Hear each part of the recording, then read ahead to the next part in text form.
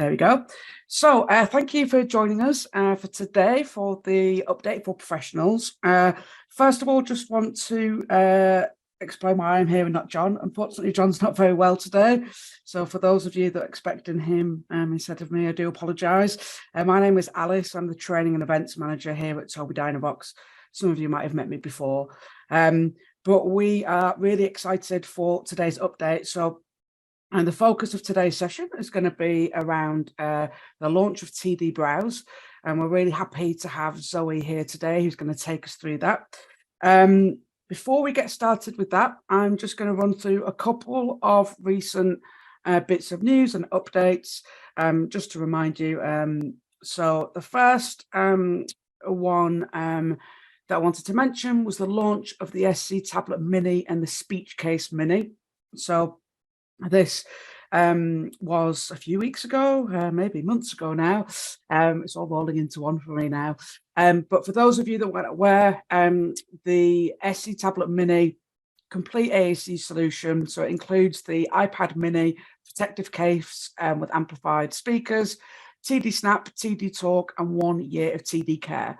It's everything that people have loved about the SC tablet, but in a smaller version. And then alongside that, we also have the Speech Case Mini available. So that's the standalone iPad Mini accessory. So it basically allows anybody that's got a current iPad Mini to convert that into a durable AAC device. We did do a session around that, so we do have a link to that recording, and we'll send this in the follow-up email following today. John wanted me to remind you of the new round hole keyguards that are available across our range of touch tablets. So that's the SC Tablet Mini, and the i110.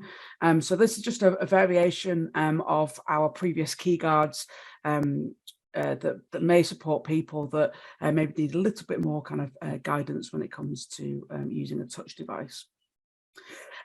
Just a little bit of an update on Communicator 5. So we've recently had an update released. So it's 5.5.8. So just to kind of tell you what that covers, there's a couple of minor bug fixes.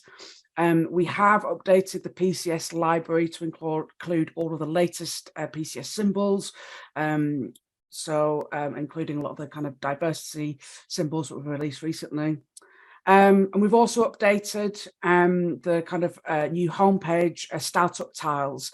And so what you'll see now is you'll have the tiles for our TD applications, so Control, Snap, and some of those other products as well. John mentioned this last week, but there is now a new drawing mode available in TD Control. There's a really great video actually that is available on our YouTube channel that explains how this works, but I definitely recommend checking it out. So for those of you that are already using TD Control or supporting those that are, it's a great new feature that I'd recommend looking at. Also, a quick reminder about the multi-plan page sets in TD Snap. Emily did a great session a couple of weeks ago. We have the recording for that. And John's also produced a really great 10-minute video that goes through the main features of this page set. So again, I recommend checking that out. If you'd like a little bit more information on that, I'm actually running some webinars over the next few weeks. So please do sign up and come and attend those. So we've got a few coming up for the multi-plan page sets. I'm also running some Boardmaker 7 sessions as well. So this is kind of an overview introduction. So really good for those that either are thinking about using Boardmaker or just need kind of a bit of an update reminder on how to use some of the key features. So again, I've got several dates coming up. We're running that webinar monthly right up until February, and we'll probably release some further dates as well. And then just a couple of other webinars that we're running as well. So we had a really great one a couple of weeks ago with myself and Bethany, looking at how to make apps accessible. And then in the coming months, we've got John and Rob are going to talk about the science of eye gaze and look about how we can maximize our eye gaze assessments. And then Joe and Nico from Acapella are going to talk to us about how we can follow that journey from using an iPad as a touch device all the way to iPad to eye tracking. So that's just a little update from me. What I'm going to do now is hand over to Zoe because she's got the exciting stuff to talk about.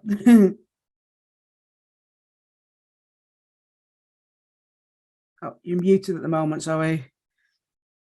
I was just listening to all of that and thinking we're certainly giving everybody a lot of updates from product side. It says host disabled participants. Let me just try to see if I can share again. I might need access. Just while I get access, for those who have not, who I haven't met before or presented before too, my name's Zoe. I'm the global product manager for a lot of our software that comes on our eye tracking devices. My background is an occupational therapist. I used to specialize in adult neurorehabilitation. And in the last recent years, I've been working on a couple new pieces of software. One of them is TD Browse, which I'll be speaking about today. I've spoken before about it previously, so some of you might have heard some of it before, and we really wanted to just allow an opportunity to give an update to what it means now and open up the floor for any questions. We're really, really excited about it. Just gonna make sure that I'm sharing my sound. Cool. Okay. You can all see my screen? Yes, we can now, yeah. Cool. Awesome.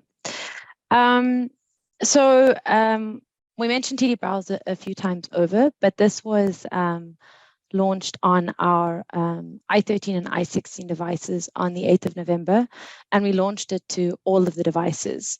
And the reason why we're starting out with the i-series is because we see it as our flagship eye tracking solution. And so we're really, really wanting to then place what we're seeing as our flagship software as a part of that solution. So I wanted to actually start by saying a really, really big thank you to those who signed up during the period that we had it for early access. So we had TD Browse in an early access program for some time to really just gather feedback and test it out to see, was it ready for the world? And a lot of that feedback is gave us an indication of whether or not we were able to move forward. We needed to add in a few things. So we added in some calibration. We adjusted the color dots, the default color dots, so that they were appropriate for people with color blindness. We did a couple tweaks and changes to the undercore eye tracking to just make it a little bit smoother and more integrated, and really worked on stability. And so I wanted to say a huge thank you to those of you who were the brave soldiers who and eager to try it out in the beginning and gave us that feedback. It helped a lot, and you should take those bragging rights. But we've had a lot of people also asking the question of, well, you know, why are we even developing a web browser that's purpose-built for eye gaze? We have really, really awesome software. TD Control is a really great example of a desktop tool that works really well for eye gaze. So then the question is, well, why go and build your own web browser? And so I wanted to speak a little bit about that before jumping into a demo. A part of the reason is, if you think about today, we have 5.3 billion people who are accessing the internet today. And if you think about it for yourselves for a minute, are you using the internet? Do you use it daily? Do you use it weekly? And what are the different tasks that you use on the web? And if you think about it for a minute, you start to realize, or most people do, that when you reflect, you realize that we're starting to become more and more reliant on the web for most tasks on our computers or our mobile devices. And that trend has been coming for a while. It's why these web browsers in front of you are so powerful and known. So most people should recognize these. These are mainstream web browsers: Chrome, Firefox, Microsoft Edge, and Safari. And so what I wanted to indicate by this slide is to really emphasize what TD Browse is that it is a web browser. So the same like Chrome, the same like Mozilla Firefox, the same like Edge, it is a web browser that is purpose-built for the person who makes use of eye gaze. And why we wanted to go after that and do that, there's a few reasons, but one of the things is that when web browsers was first developed, they weren't necessarily developed with eye gaze in mind as an accessibility. And while accessibility is becoming more and more prominent, the UI is still just not quite there for eye gaze users. And so by building our own web browser, it means that we could intersect with the web content and be able to bend it so that it's more accessible. And in that way, opening up all web content to people who are using eye gaze. And so then there's sort of two reasons. One is, okay, great. Well, mainstream, everybody's using the web. So by that fault, we should enable everybody to use the web. But what we've also found is that when we started to dig into some of the challenges that our therapists and people who were supporting our eye gaze users were having, it sort of comes down to two things. The one is content. So a lot of people were spending a lot of time trying to make sure that they could pull content into the software they were using for eye gaze to be able to make it appropriate for the eye gaze user.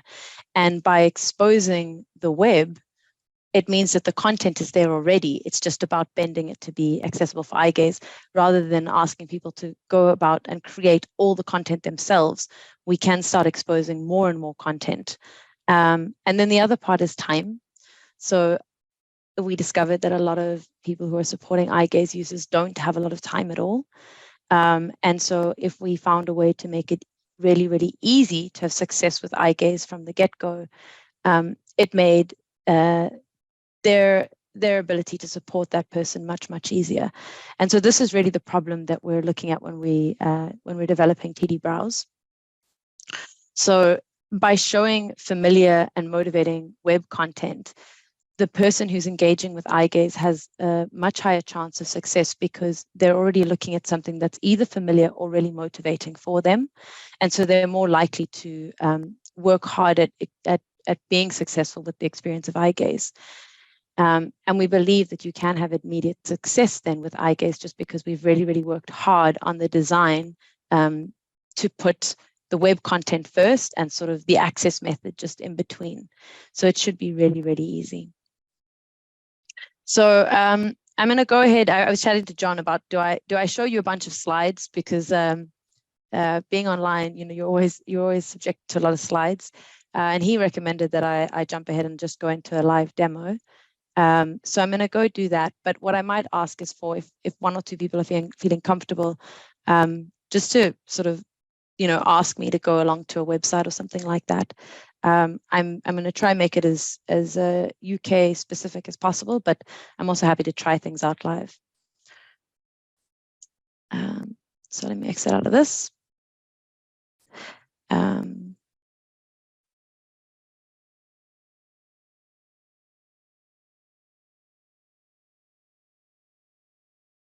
And my face will have disappeared for a little bit because I don't have a great camera that I'm working with at the moment. Oh, hang on. How do I get rid of one moment? Okay, there we go. So when you arrive first on TD Browse, the idea behind it is that it should look like any typical web browser. Sorry to if I look up, Zoe, but we're still seeing your slide view of your presentation. Thank you. Let me try that again.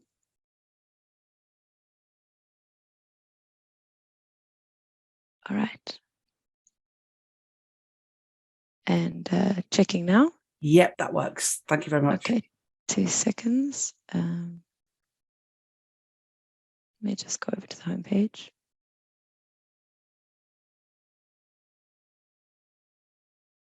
Okay. So when you start on TD Browse, it should look as any typical web browser, and we did that intentionally. We really want our AAC and our access to start looking as much as mainstream as possible. It's come in time and time again that people want things to look as it does typically. So we sort of did a balance. And hang on, I might just need to drop my speed down. I had it a little bit earlier, so I'm just going into settings right now, and I'm just going to put everything on medium. That's a little bit slower than I can talk while I show you all. And I'm also going to just do a test of the calibration just to see how I'm calibrated, because I moved desks. It's always fun when you do a live eye tracking demo. You wonder how many things are. There we go. You're going to get any demo demons or anything like that. All right. So I'm out of settings, and I'll start back at the home page. And I'll just pause for a second while I talk. So you land up on the home page, and we stole a little bit from Google. So Google's home page will also show your top most frequented sites. And so that's what we've done here, is that we start off with the most popular websites that are used globally. And then as the person starts to use it more and more and more, it will start to adjust naturally towards their frequency, so that they start to find things that are personal and important to them. We have got a tutorial page. So as a person starts up, we wanted to make sure that when we push browse out to all of our end users, that there wasn't a reliance that somebody needed to be there to train them how to use the application. So whenever you first launch TD Browse for the very, very first time, we actually show a tutorial page, which I'll show you now. So you're shown this page first, and we spent a lot of time sort of user testing it. But the idea is that a person can just look at the web page and follow the instructions. So right now it tells me to scroll, so I look up and down just quite naturally. And then once I've done that and realized that it's responding to my gaze, I then go over and look at the interaction toggle. And so it says here, the toggle button is always available on the right side of the screen. It will turn blue as you switch between scrolling and clicking.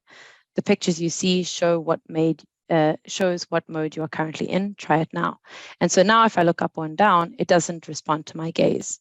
I have no clickable elements, so nothing will happen. So now I'll turn back to scroll mode, and I'll start scrolling. And then I'm on my next step. So it says here, change the toggle to click. Now try clicking the button directly below. So if I look at this button, you'll notice that there's a blue outline, and then there's a little dot on the right-hand side. And so I've clicked it there, and I'll just quickly pause to explain. So the idea behind that is that we took from Control's design that when you're looking at the trace, you just adjust your eyes slightly to the edge, left or right of the element you're looking at, so that then in that way you still have a chance to read or decide what you're wanting to do with that element. Maybe you're still deciding if you want to click on it, but then if you adjust your eyes just to the left or the right onto the colored dot, you're then able to make a selection. So I'll give you an example here. At the moment, I'm looking at try this link. And you'll notice that it highlights a few things. It highlights click on this link, it highlights pick me and try this link. And that's because when you're on the web, things become closer and closer and smaller together. So in this way, we're able to give the user a choice and say, all right, well, which one is it that you really wanted? Because we're unsure how accurate you want to go. We can select all three for you, and then you make the choice.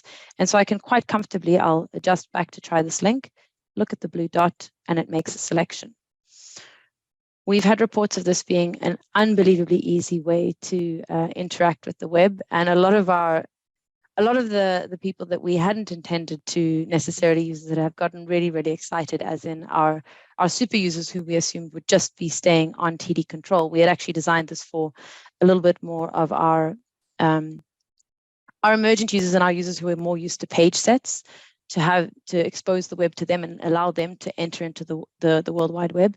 But we've had even our super users saying, well, they're much quicker now just to be able to do simple browsing. So it's been really, really nice to see the responses. So I'll just do another practice run. And so you'll notice that I can keep clicking through and practicing for as long as I want, or I can go over to step 4. And then it gives me an instruction on how to pause and resume eye tracking, because we know how important that is. I've already demonstrated how to pause a few times. So I look at the off-screen menu, and then I select the pause button. And this is synonymous with how we do it in TD Control. So the idea is that the learning, if somebody is going to jump onto even more complex eye tracking tasks later on, they still have that motor learning pattern to go by. So I'll unpause now and resume eye tracking. And then it says number 5, start browsing. Select the keyboard on the top right of the screen to select and type what you want. So we specifically made the navigation bar really small because we wanted to put the content first. But if I gaze up at the top, it then expands so that it makes it much easier for eye gaze. So now I can go ahead and type something. And because I'm talking to you from Sweden, the search suggestions is going to be based on my geolocation for Sweden. But if I was in the UK, it would then start to show search suggestions based off of the UK. So I'm going to go ahead and just put in something like BBC. And I'm in Sweden, so I'm obsessed with the weather.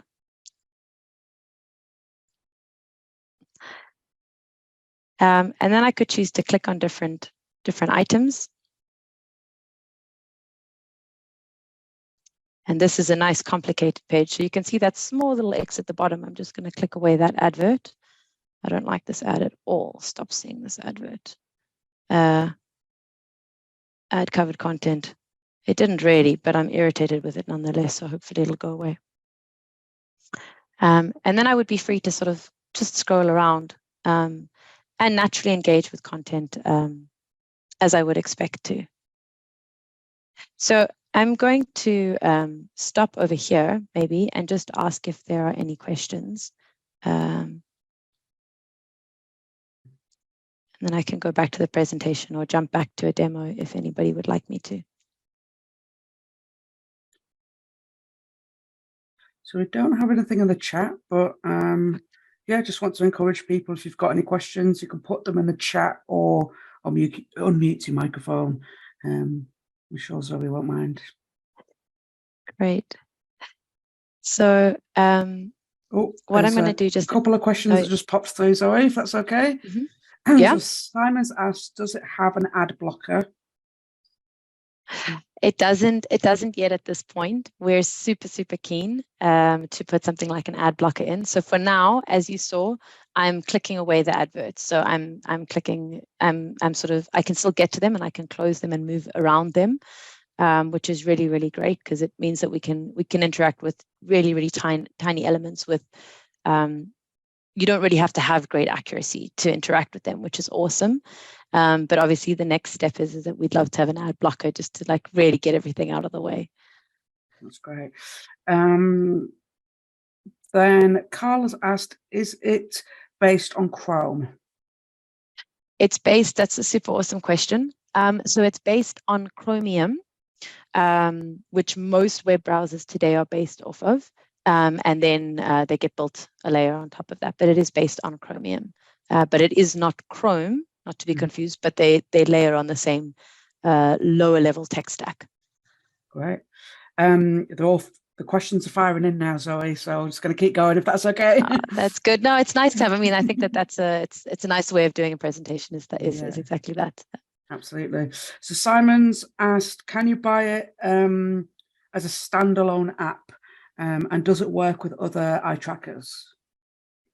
So unfortunately not. You cannot buy it as a standalone application. And the reason behind it is that I will not, I really want to emphasize how big a project building a web browser is. So we're really targeting it or including it as part of our iSeries devices at the moment.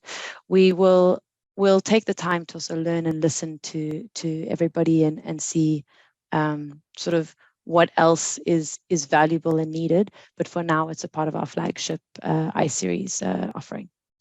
Great.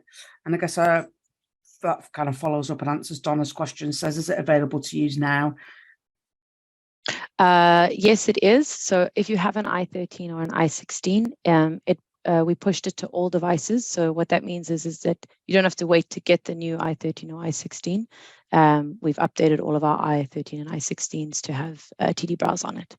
You just have to accept it via Update Notifier. Perfect. And then Eva has asked, can you expand the options for selecting various links to more than 3? So in your examples, there are the 3 options or colors, orange, blue, and pink. So we actually, I'm so happy that question came up. So we started off in development. We actually started off with 8, and then we were playing around with that. But what we found is that it was too much visual clutter. Was the one reason, and then the other reason was that sometimes people were selecting the incorrect. It wasn't selecting the thing that they wanted, and so they wanted to make an adjustment. So what we did was we then allowed for more movement. So you could see there when I was giving my example, it was sort of jumping a little bit when I adjusted my eyes a little bit to the left or the right, but it still only maintained 3. We certainly could look at introducing more. We would just want to make sure that we're doing it for the right reasons. Yeah. So at the moment, no, you couldn't add more, but we're certainly open to hearing if more makes sense.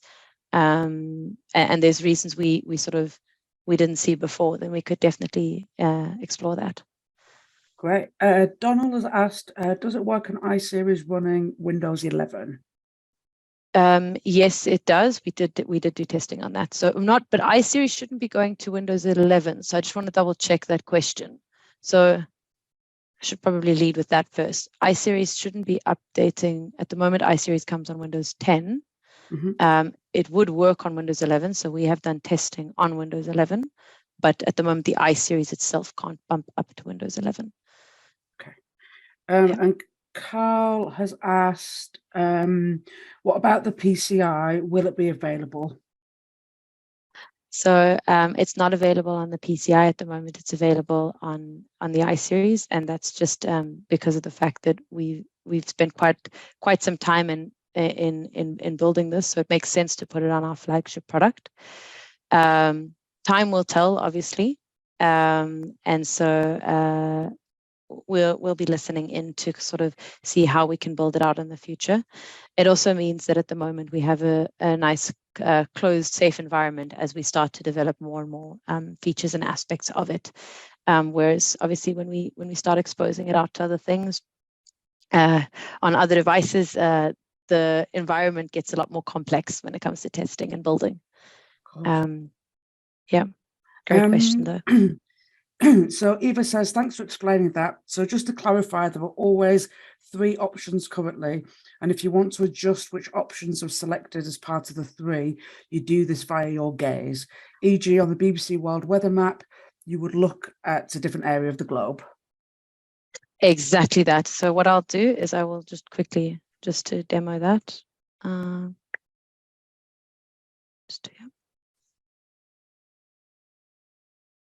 I'll take like something like Wikipedia or something. Wikipedia is actually a nice one because they have lots of tiny little little things. So I'll go here. Let's do cats or something like that, right? Everybody. I would always go for dogs, but each to their own. Oh, see, I actually am a dog person. I am a dog person. I was actually expecting to get a Wikipedia. Hang on, let's see here. All right, so here we go.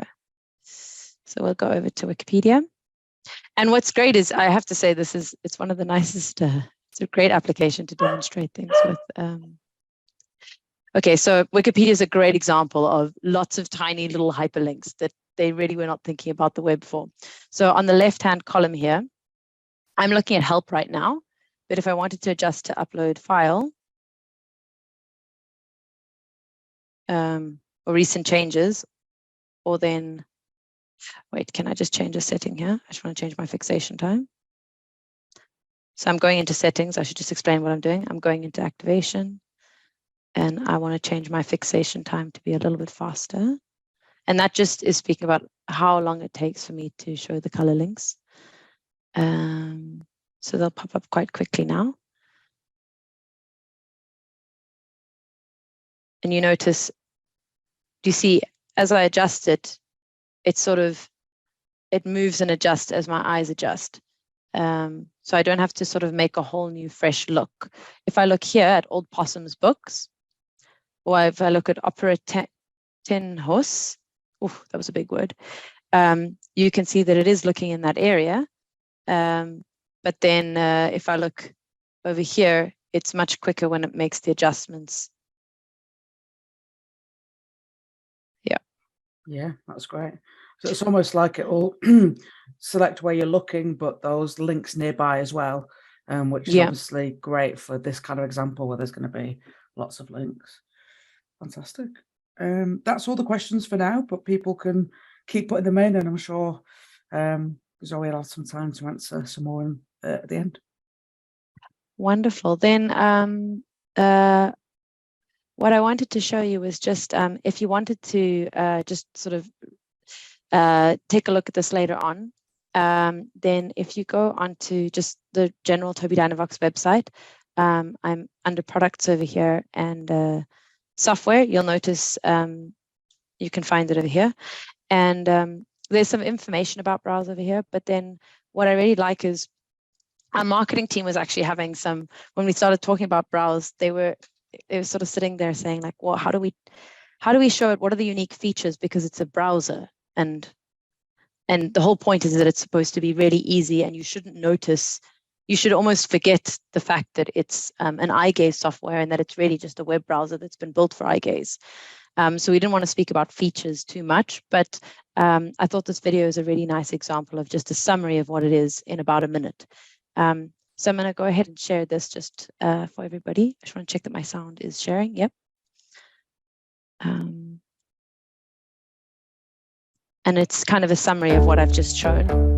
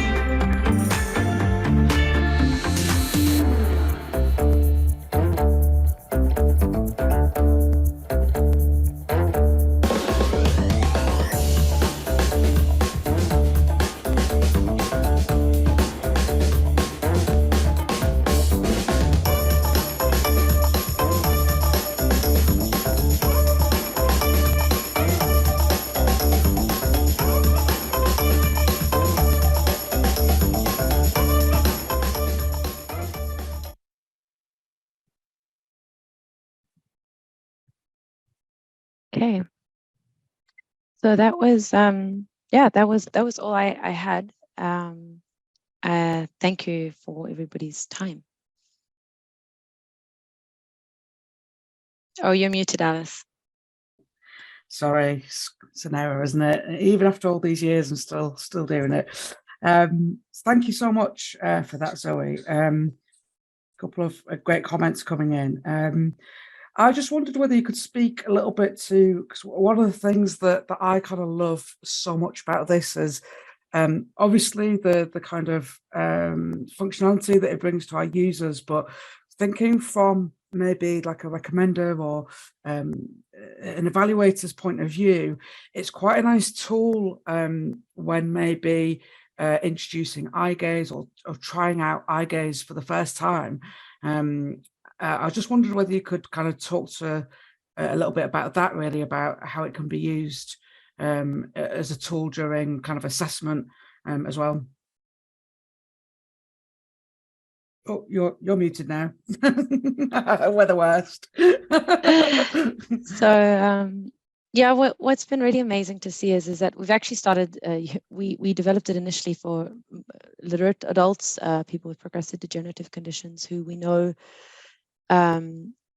you know, when you're dealing with AAC, it's emotional. All right. At this point, eye gaze is it's not exciting. It's not fun. It's like, it's this other thing you have to do. And so using the web has been a lot easier than using something like AAC. Sometimes can be quite emotional because a person has to deal with, you know, communicating in an alternative way to what they were used to before. Whereas when you use the web and something that's familiar to them, this is actually a lot more easier to accept. And so the anxiety levels in terms of performance to have success is much, much lower. So we found that on the one side, it's super easy. And also because of the fact that you can start with scrolling, you can have success because it's just up and down, right? You're not going to accidentally select anything. And then what happens is that we layer it. Okay, fine, now select, and you can have success with that first because it's just a few color links and dots. And when you click, something happens. And it's not that you have this stressful environment where with a keyboard, you can make mishits, right? We all know that the minute the keyboard comes out, mishits happen. So you only introduce the keyboard right at the end. So you're building up these levels of confidence and success. So that then they feel much, much more confident. And then you start to go into like, okay, the much more complicated things. Now we're dealing with a keyboard. We've got to type. You can have mishits on a keyboard, of course. But at that stage, they've also had the chance to have these small little moments of success. And then we've started seeing a lot of interest from younger eye gaze users. That's been awesome. And also because we know digital content, and we spoke about this the last time as well, education is happening in the web. And so a lot of stuff around that suddenly means you can show motivating content on the web. And it can be something that's like really specific to the child as well. You can find exactly the thing that they're interested in and start going with that, even if it's just a YouTube video, something. I just looked up cats, right? And information and that sort of thing. And suddenly they're able to move around it quite quickly because you're just clicking on things. So it's really exciting. It's just, yeah, I think it's awesome. But yeah. Yeah, I love that as well. And I think, as you said, it kind of brings down that kind of anxiety, but also increases that option for motivation, right? Because we can be looking at, you know, videos of Mr. Tumble or a specific breed of cats or whatever it is that motivates that person. So that's really good.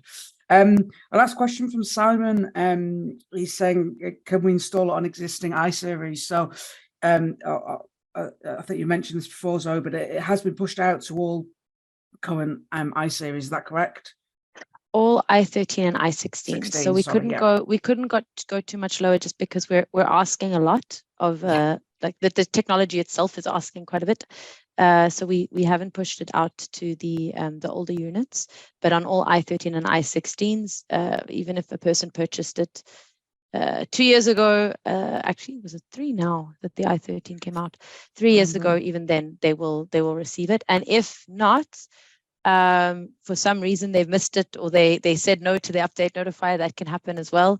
Then it's quite simple to go onto the support on the web page and you can get access and it'll pull it down for you. Fantastic. Well, thank you so much for that, Zoe. We've had some really great comments in the chat, so I think people are pretty excited about it. And as always, we're always happy to hear feedback. So for those of you that have maybe seen it today for the first time, want to go out and try it, please do let us know how you get on, because that's always exciting for us. So yeah, thank you for your time, Zoe, and thank you everybody that's joined us today. And yeah, we'll see you again soon. Yeah, keep well. Thanks, Zoe. Ciao.